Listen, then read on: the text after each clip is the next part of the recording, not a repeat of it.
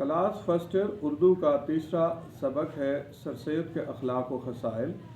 مصنف ہیں مولانا الطاف حسین ہادی۔ خلاصہ سماعت فرمائیے۔ سر سید کا دسترخوان دوستوں اور مہمانوں سے کم ہی خالی ہوتا تھا۔ اگر کوئی مہمان نہ ہوتا تو بشاش نہ ہوتے، مہمان زیادہ ہوتے تو عید کا سماں ہوتا، کھانے تعداد میں زیادہ نہ ہوتے مگر جو ہوتا عمدہ ہوتا، جیسا کھانا مل جاتا کھا لیتے تھے۔ سبزیاں، آم اور خربوزے زیادہ پسند کرتے، بڑھاپے میں کھانا کم کھاتے، البتہ دونوں وقت دودھ پی لیتے تھے۔ ظرافت و خوش دلی سر سید کی فطرت میں شامل تھی، اس میں بناوٹ سے کام نہ لیتے تھے۔ مذاق کی بات بے ساختہ کرتے مگر سلجھے ہوئے انداز میں کرتے تھے۔ مطالعہ کی عادت ابتدا سے تھی، سرسری مطالعے کے عادی تھے، جس سے مصنف کے خیالات سے اطلاع مل جاتی، خاص باتیں نشان زدہ کر لیتے، خاص مضامین کاٹ کر فائل میں محفوظ کر لیتے تھے، موصوف خطوں کا جواب وقت پر دیتے تھے۔ کبھی کوئی خط ایک روز کی تاخیر سے بھی نہ پہنچا، وہ اس امر میں اپنے ہم رتبہ لوگوں سے تو اور بھی محتاط ہوں گے۔ سر سید بڑے محنتی انسان تھے، وہ کام کے عادی اور ہمت والے تھے، ان کی ذہانت بھی محنت کا نتیجہ تھی۔ اپنے ہم چشموں سے زیادہ ذہین نہ تھے مگر انہوں نے محنت سے عقلی صلاحیتوں کو فروغ دیا۔ ولایت کی خطبات احمدیہ لکھتے ہوئے پاؤں میں مرض پیدا ہوا جو تا دم آخر رہا۔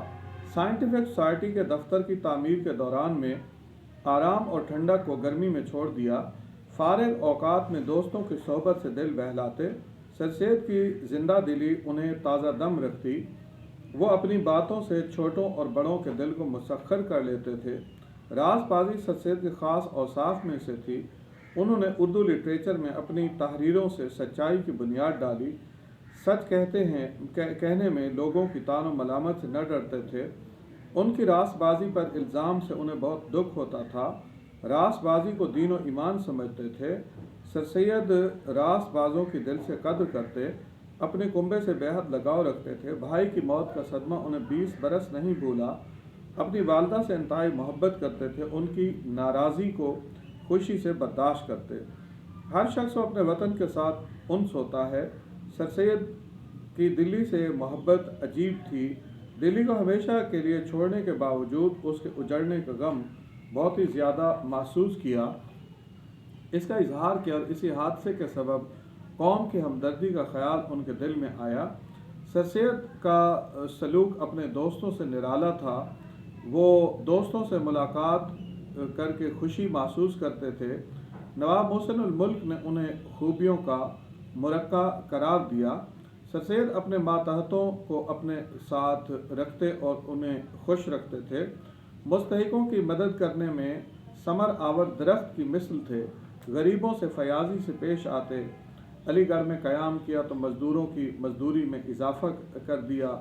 وہ اپنے منصب کی مجبوریوں کی وجہ سے دنیا داروں کی سی زندگی بسر کرتے تھے، ورنہ انہیں دنیا داری سے کوئی شغف نہ تھا۔ وہ قوم کے لیے اپنا تن من دھن قربان کرتے تھے۔